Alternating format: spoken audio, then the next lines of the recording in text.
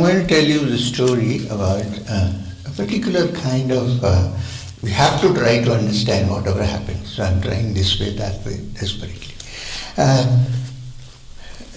There's a particular old branch of the Vajrayana called Dzogchen. If you want to write it in English, you start with a D and spell it with DZ. Dzogchen. D-Z-O-G. This is one of the earliest teachings from Padmasambhava's time.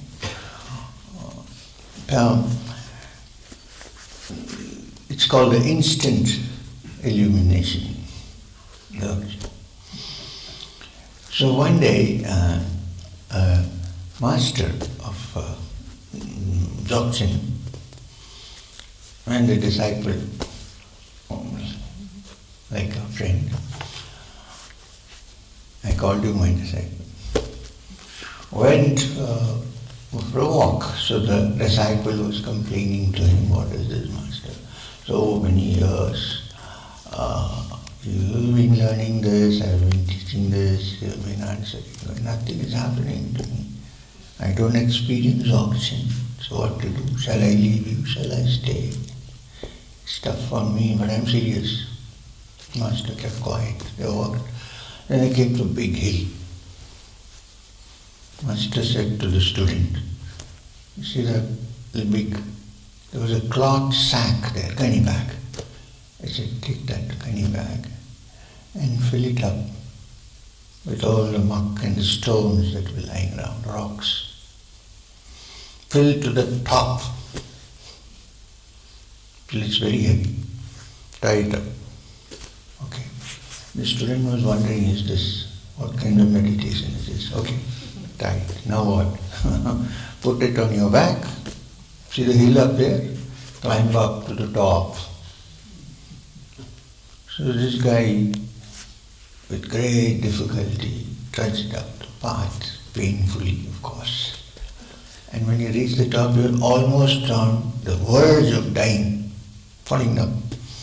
And then he saw this. Meanwhile, the master had already come up on a horse, very easy. And he was waiting for it. There was a big tree there. So he was holding it still because the master did not ask him to put it down. See this? He didn't put it down. He was waiting for the master, such a serious student. So he said, Master, now what? What do I do with this? He said, throw it down. So he threw it down. Took a deep breath. There was only one tree there on the top, so he sat under the tree, took a few deep breaths. And he said, I got it.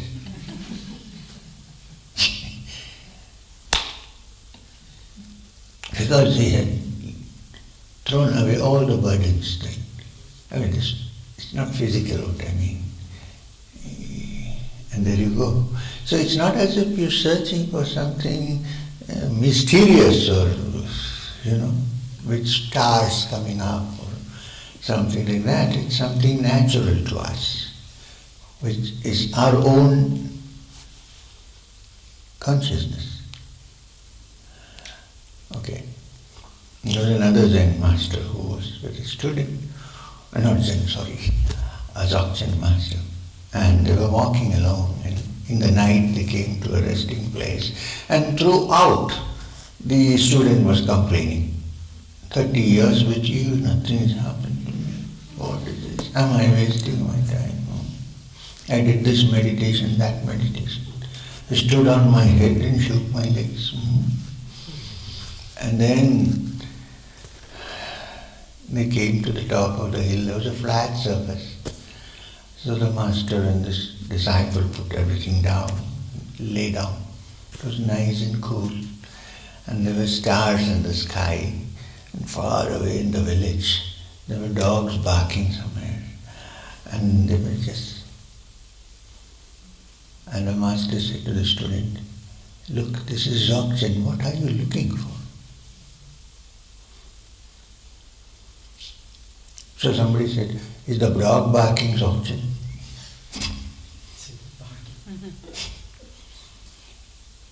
It's that when the mind is free of all effort, when, not laziness, okay? Or when the mind is free of all effort, after having tried very, very hard, but try. If you don't try, you cannot give up. Don't say, from the beginning I am finished, I am there in the Brahman. No. And then, when everything settles down and all extraneous matter has been removed one by one, layer by layer, like the peeling of an onion, one layer, one layer, one layer. Nothing is left. That nothing is something. That's your true self. But it's always, our so-called self always comes in the way. That is the problem. So there are no two, there is only one self. I know it's, while we live in division, it's difficult to understand this. Because our mind is constantly divided into isolated pieces and stitched together by a very doubtful thread. It likes to think it is one, but it is many pieces together. So when all the pieces have fallen off, what remains is the self. Believe me, one might think it's difficult, but sometimes it may not even be difficult. It may just be. Look at Sakshi. Sakshi also is a witness state, also is a reflective of the real. Of course, when you look at it, it's a reflection. When it looks at you, it's not a reflection. When you are trying to understand the sheep, which is the witness state, as long as it is only a reflective. Absolutely. As long as you are trying to understand, it's not the real. When you have said that this is impossible to understand, like this, by analysis or by looking, and then you let go and sit quietly, then there is a witness there. So when you are getting into the witness bhav, still there is a reflective state which is the real. Of course. And that's what you have to reach basically. Yes. You can't reach when you are... yeah. That's the target. Okay. Actually, we are going round.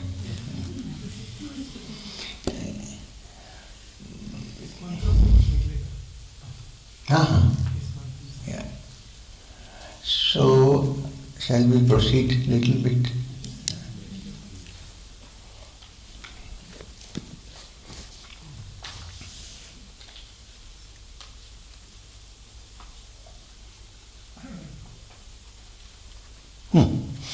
Now this self which was described, he consists of mind, is a leader of life and body, seated in food, controlling the heart. The wise perceive clearly by the knowledge of the Brahman, the blissful immortal which shines forth.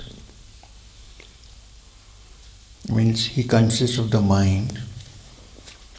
Because he is the source of the mind finds it hard to find him. Manasana manyate nahur manomatam. If you say, does it really exist, then, well, a young child one day asked his father and mother, Mom, Daddy, do you really love me? I said, yes, we very much love you. Then why didn't you invite me for your wedding? Similar. So, the Supreme Real Being, consists of the mind. It means the mind, thought, everything proceeds from that. Like you're in deep sleep, then you wake up, you have one thought. What is the first thought that comes? I exist. Yes? Listen carefully.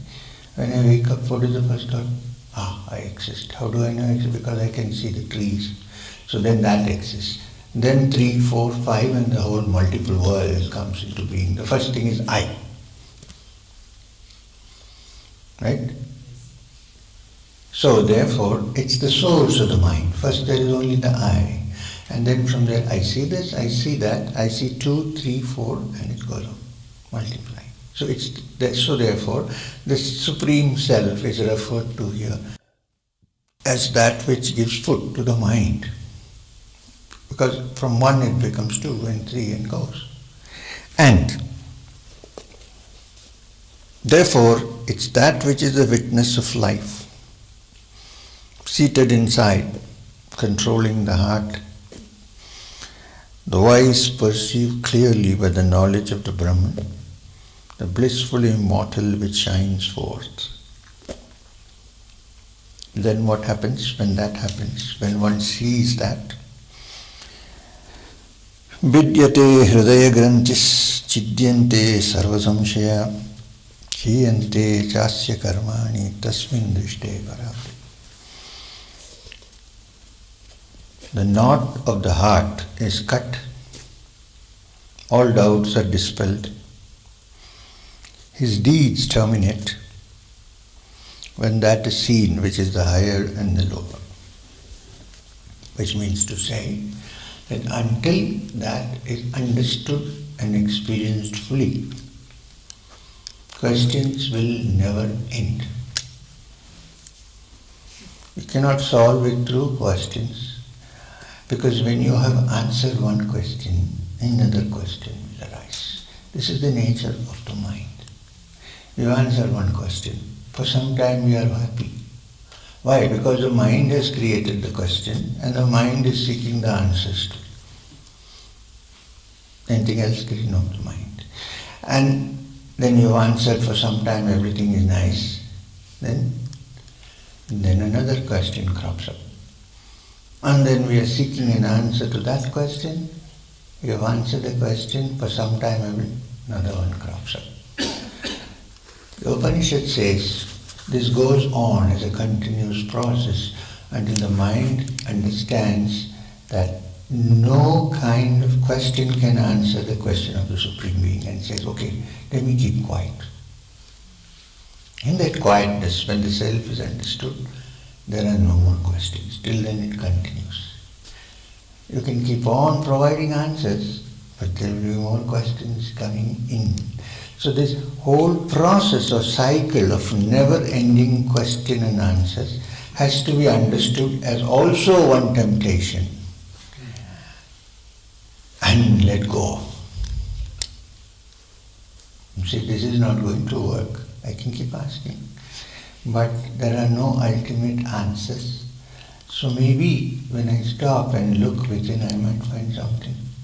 And when this happens, if it happens, and when it happens, all the knots of the mind are cut. All the doubts are dispelled, there are no more questions to ask. And all deeds terminate because there is nothing to do actually. When you are hungry, you eat, of course, but beyond that, there is nothing to do. The thing is, when this happens, there is this thing, this strong feeling that you want to share it with others. That is it. Not as a profit-making business, but you feel, hey, it's wonderful. Why would now someone not understand this? Can we share this with others? Beyond that, there is no activity. So when you speak about Turiya, is Turiya the same as Brahman, the Nirguni Brahman, or are they different? Technically, no. Because Turiya is, when you classify it with waking, dream and deep sleep, then it is presented as a state. But when you know Turiya, then it is the self. So in a way you're right, that Turiya is not actually like dream, waking and deep sleep. It's a witness to all of this together. And therefore it is the Brahman. But technically we say in Turiya it is the Brahman. When the Nirguni Brahman is spoken about, it's Nirakara, Sarvavyapi. can you help me understand this in the context of what you spoke about, the Bindu and the Sahasrara? Because where does the consciousness come when Yes. Bindu is... Yes. Now here is where we are going, we're trying to link. You know what? This, our so-called rational mind, it's good to have a rational mind. Our so-called rational mind is very limited by the fact that the only inputs it gets are from the five senses. Are there any other inputs?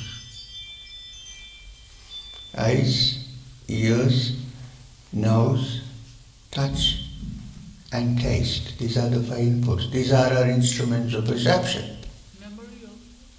Memory coming from this. The basic is not memory. Basic is the five senses. Experiences of the five senses stored as memory. This is the only available data for us. We don't have any other data. And even if you think we are thinking of higher things, the data is kind of manufactured from these five senses and our experiences with it. Either we see something or you don't see something. This is what the eye says.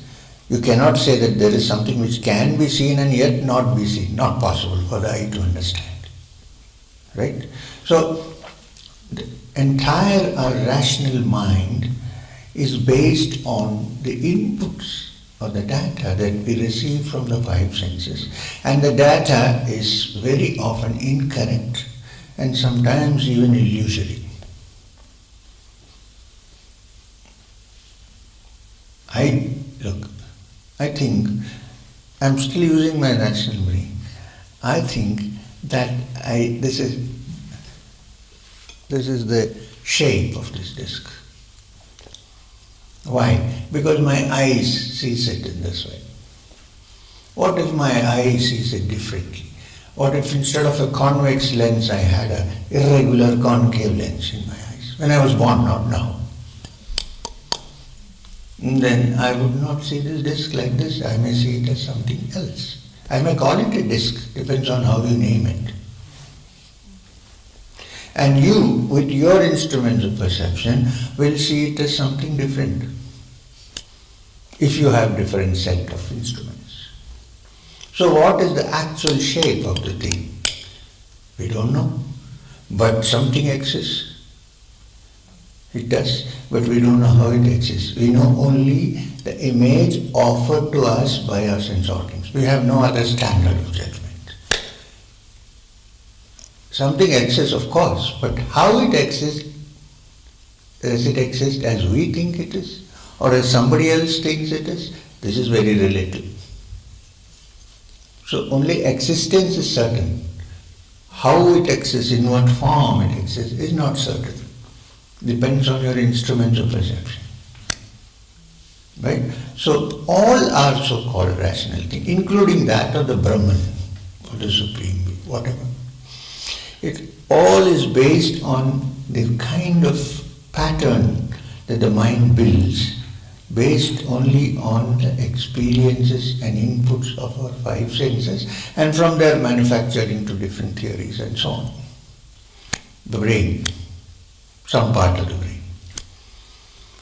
So, what you are asking is, so therefore, what is the connection between the Sahasrara and the Bindu and so on? Yeah.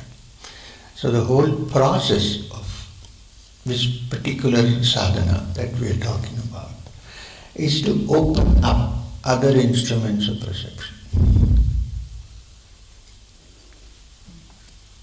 Apart from the five sensory perceptions.